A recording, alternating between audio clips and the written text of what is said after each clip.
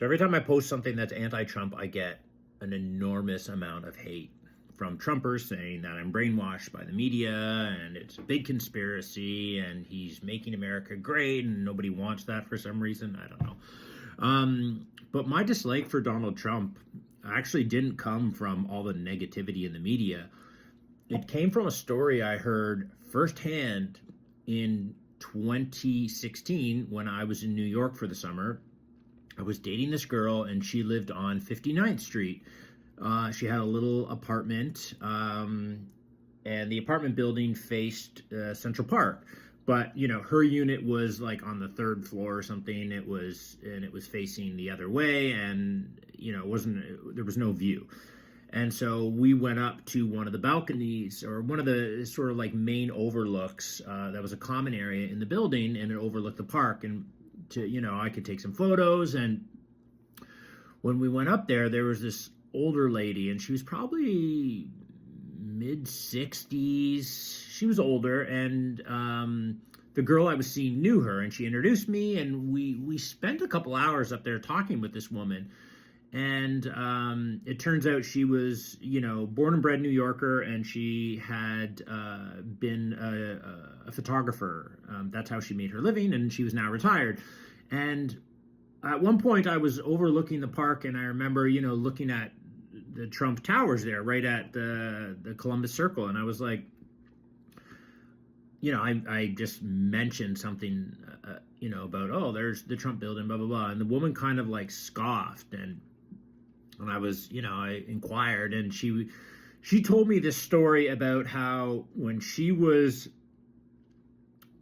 in her prime, that she encountered Donald Trump, and Donald Trump was like very aggressive and inappropriate with her, and she rejected his advances, and he didn't take too kind to this. And the next time she saw him, it was at an event, and she was there to do photography, and Trump aggressively screamed at her and had her removed from the event.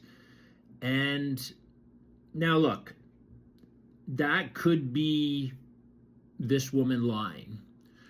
But I will say this, as a documentary filmmaker, I have shot thousands of hours of people telling stories, and a lot of the times you want them to say something, so you put words in their mouth, and you tend to have this ability to decipher when somebody's being truthful or not. It's something you learn in the editing suite. You can kind of hear it in the cadence and the rhythm of speech, and it is a refined skill. It sounds silly, but it's true. And I can watch, interviews on TV, and I can sense.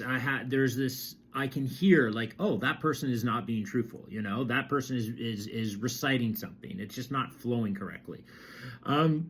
This woman had none of that, and it was very authentic what she was saying. And the rest kind of makes sense. Like, yeah, I could see that. I could see him doing something like that. That is repulsive. And everything else kind of just makes sense. Like, sure, there may be stuff that is bullshit out there, but don't you think it's a coincidence? Isn't it just the biggest coincidence that over and over and over and over and over again, and the video, the Hollywood, the Access Hollywood tape of him saying grab her by the what, like it doesn't add up to you? Like, it isn't obvious what this guy is? How are we supporting this? How are we not in revolt right now? I just don't get it. Our job is to protect children, okay? To protect children. And the accusations of this guy alone, I will say this, if somebody ever accused me of being inappropriate with a child, I would fight till my last breath to prove my innocence, okay? Everything else doesn't matter, because that stain, it don't wash off. I don't see this guy standing up and fighting tooth and nail to prove his innocence. I don't see him hopping on a lie detector and saying, hey, I will prove that I did not do this right now with a lie detector. He's not doing that. He doesn't care. And you know why he doesn't care? Because he doesn't understand the difference between right and wrong. Anyway, that's my morning rant. Hope everybody has a good day.